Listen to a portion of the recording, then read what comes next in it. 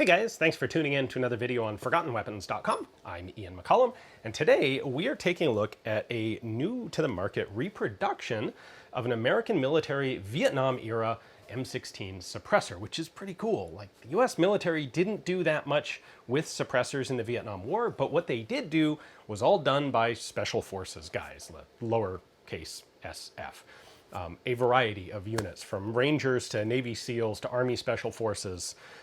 Those guys were doing some cool, sneaky stuff with suppressed M16s. Now, this is a reproduction of the HEL-E4A suppressor made by International Milspec Company, and it is the most common of the US military suppressors from Vietnam, which isn't a high bar. There weren't actually all that many that actually got into the field. But before we take this out to the range, I figured we should do a little bit of backstory about how this thing came to be on the, how this thing came to end up in Vietnam. So first off, HEL in the name stands for Human Engineering Laboratory. It was an R&D branch at the Aberdeen Proving Grounds in the 1960s that had been working on suppressors for the M16.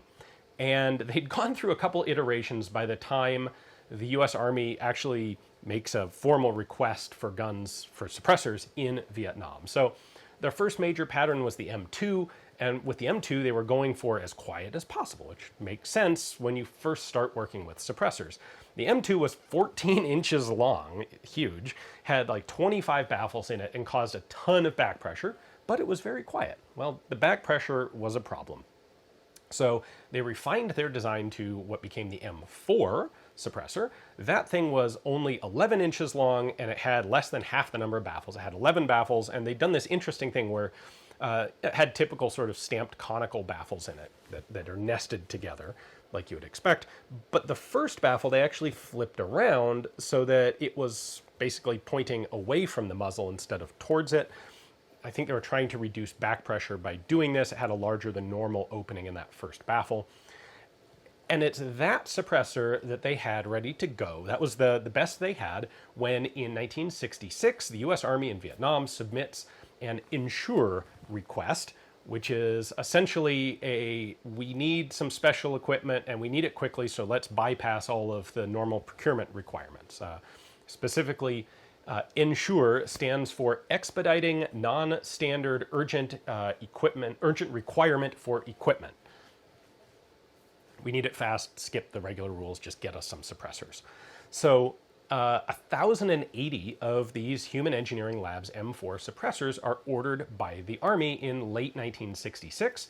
Within a couple months, the first 120 of them have shipped to Vietnam, and it's at that point that they put the order on hold because they want to actually do some testing. When they start using these suppressors in the field, they run into a number of problems. Essentially, the M4 still caused a lot of back pressure, and their M16A1 guns weren't designed for this sort of compatibility. So too much back pressure meant the bolt velocity was too high.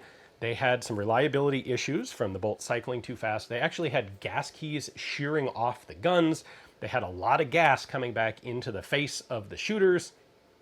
Really, it was just, well, it was frankly kind of all the problems that we know about today from excessive back pressure, except these things, the M16A1, didn't have an adjustable gas regulator that you could flip to the suppressed position.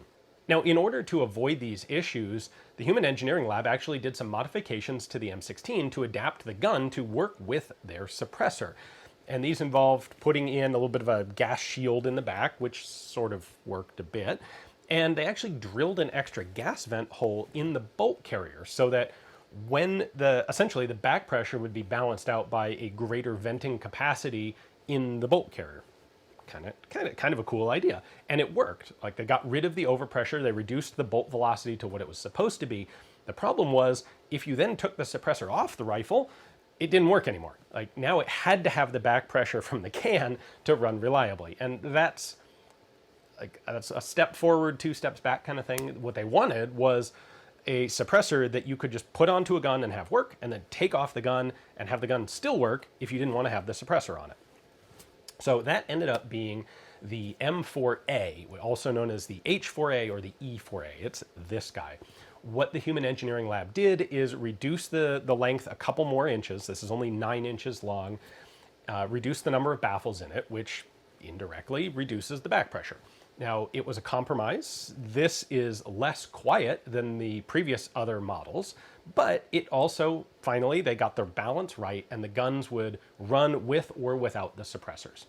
So in May of 1968, the Army held a large-scale trial of suppressors in Vietnam, well, large-scale for Special Forces stuff in Vietnam. And they actually had 7 different cans. They had 2 from HEL, the M4 and the M4A.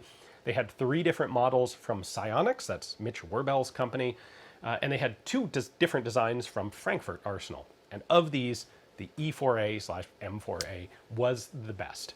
It wasn't the quietest, but it was the most reliable. They had 3 malfunctions in 1,000 rounds of testing.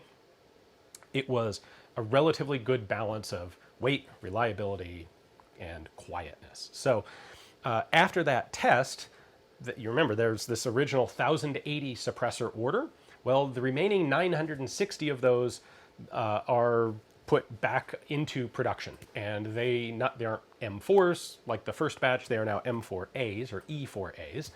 Those arrive in Vietnam in late 68, early 69, and they end up being used by a wide variety, as I said, of Special Forces units. So Navy SEALs, Army Special Forces, Army Rangers, the guys who were doing, not quite standard infantry, but guys who were going out in the bush and doing sneaky things where a suppressor would be useful. It's worth pointing out, specifically what they wanted the suppressors to do was divert enemy attention or hide the location of a shooter. So these don't reduce the velocity of a bullet. You're still getting very supersonic 5.56 bullets, which means you're getting supersonic cracks, which means this is far from silent.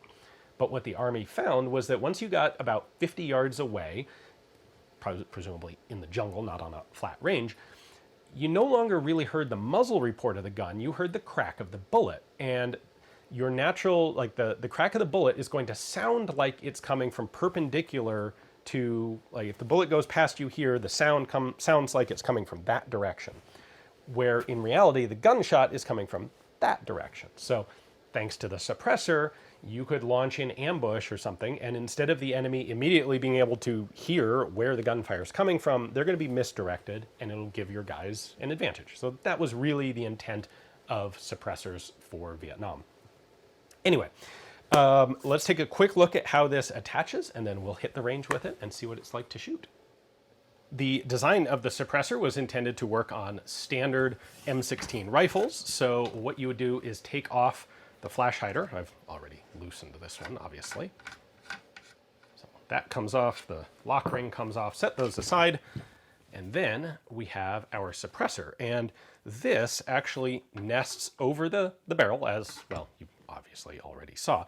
So there is a baffle inside here, or a bulkhead inside here that's threaded. That's where the muzzle threads on.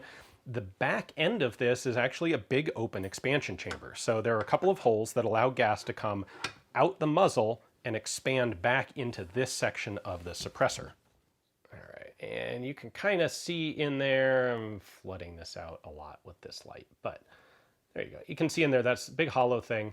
You've got all of those vent holes around the threading. That's what allows gas to come from here and vent back in here. And that gives you a lot of extra space to use that would otherwise be wasted space if you just threaded something on at the muzzle. So the front half is where you've got all of the baffle stack. This is a sealed unit from International Milspec, so I won't take it apart, but big expansion chamber, baffles up here. Now you're threaded onto the muzzle here, and then you have this sort of bracket at the back that is set so that it can rotate. It's not threaded, it's held in place by these screws, and this is intended to index the can on the bayonet lug of the rifle. So we're going to just slide that on there until it threads in, and then I can start threading that down. Once I get close, I'm going to hold this in place and screw this down.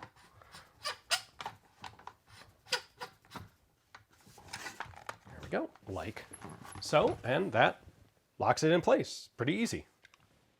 Got standard 55 grain.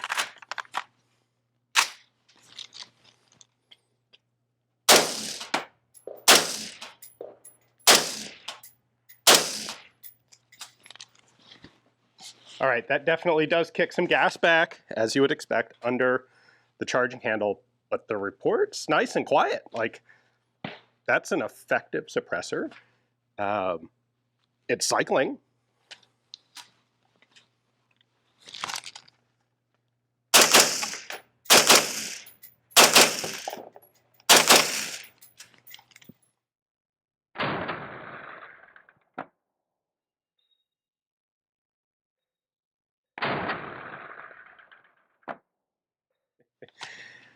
You definitely get a heavier spring out of the gun. I don't know if that comes through on the microphone, but it is soft shooting. It's pleasant. If you hold your face back from the charging handle just a little bit, the gas is not nearly so bad. And it's not, by the way, I'm sure that it's venting some gas out the ejection port, but that's not the obnoxious gas. It is the little bit that comes out here, gets up under your glasses, and it's a little irritating.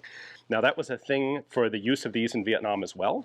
I had mentioned that the original M4 suppressors actually had a gas block style of charging handle. Those were supposed to be used with the later E4As, but it doesn't appear that they actually did. So this is the setup that they had in Vietnam.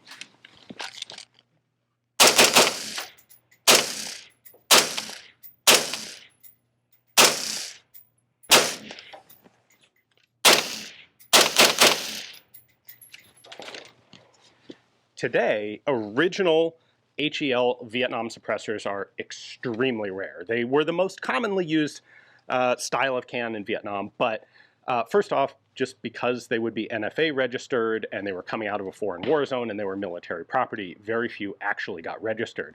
But on top of that, these were considered expendable, disposable items in Vietnam. So if one got damaged, it didn't get repaired, it got completely destroyed by a unit armor and discarded. So at the end of the war, when people are getting material out of the country, expendable, disposable items are not very high on the priority list to salvage, and they were never all that common in the first place. And so there just are very few of them around today. And that's part of what makes a reproduction like this so cool.